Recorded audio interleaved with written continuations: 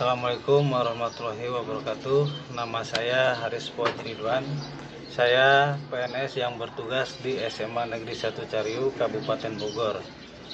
Terkait dengan pemecahan masalah pembelajaran siswa pada mata pelajaran PJOK, yang pertama, deskripsi permasalahan belajar siswa. Setelah dianalisa, ada dua permasalahan. Yang pertama, tingkat kedisiplinan peserta didik dalam mengikuti pembelajaran PJOK di kelas 12 semester 5. Yang kedua, lemahnya tingkat kebugaran jasmani peserta didik kelas 12. Mungkin dari permasalahan belajar siswa ini berikutnya, akar permasalahannya itu apa sih?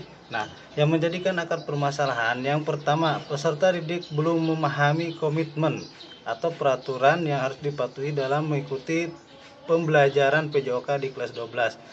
Biasanya di awal tahun nanti saya suka melakukan komitmen dengan peserta didik yang akan mengikuti pembelajaran di kelas 12. Dan berikutnya akar permasalahannya yaitu adaptasi baru akibat dari dampak pembelajaran secara daring atau PJJ yang dilaksanakan selama pandemi COVID-19. Jadi setelah 2 tahun kita PJOK itu dengan PJJ, kita hanya memberikan penugasan secara jarak jauh dan itu berdampak terhadap kebugaran jasmani siswa. Berikutnya, apa yang menjadi alternatif solusi permasalahan? Dari permasalahan pertama tadi, maka kami dapat mengambil solusi permasalahannya. Yang pertama, pada awal pertemuan membuat komitmen tentang tata tertib atau peraturan yang harus dilaksanakan. Misalnya, yang pertama, membuat peraturan sistem penilaian, misalkan menjelaskan tentang pentingnya penilaian sikap dalam mengikuti pembelajaran PJOK.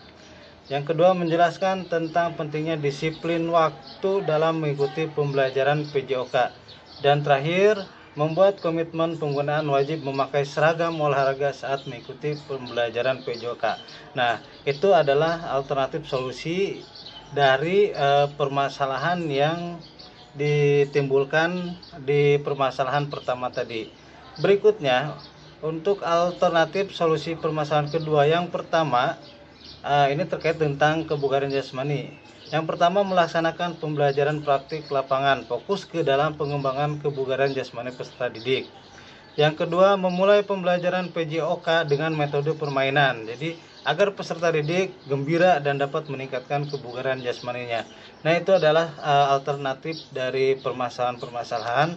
Hasilnya seperti apa? Nah, hasil pemecahan masalah saya menyimpulkan, yang pertama, peserta didik memahami tentang peraturan atau tata tertib yang harus mereka laksanakan karena sudah mengetahui dan menyepakati komitmen terkait tentang pembelajaran PJOK ini di awal pembelajaran PJOK. Yang kedua, meningkatnya kebugaran jasmani peserta didik sehingga peserta didik lebih siap dalam melaksanakan kegiatan praktik olahraga fisik di lapangan.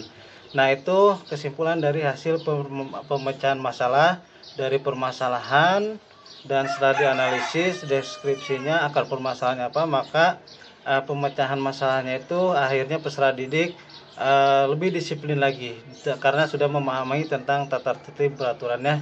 Yang kedua, kebugaran peserta didik lebih baik lagi, lebih bagus lagi, dan sudah siap untuk melaksanakan pembelajaran PJOK. Nah, sumber rujukan solusi pemecahan masalahnya ini didapat dari data hasil beberapa pertemuan awal dalam proses pembelajaran PJOK. Yang pertama, yang kedua, data penilaian sikap dan hasil koordinasi dari guru mapel PJOK yang mengajar di kelas 11 sebelumnya. Nah, dari dua rujukan solusi permasalahan itu, maka terdapat kesimpulan solusi permasalahannya. Itu ini data dari hasil beberapa pertemuan awal dalam proses pembelajaran PJOK. Dan kedua, dari data penilaian sikap dan hasil koordinasi dari guru mapel PJOK yang mengajar di kelas 11 sebelumnya. Baik, itu saja yang dapat saya sampaikan terkait permasalahan pembelajaran PJOK.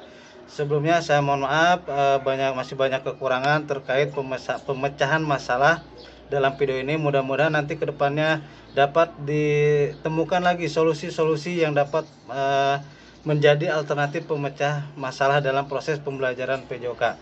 Terima kasih. Sekian dari saya. Wassalamualaikum warahmatullahi wabarakatuh.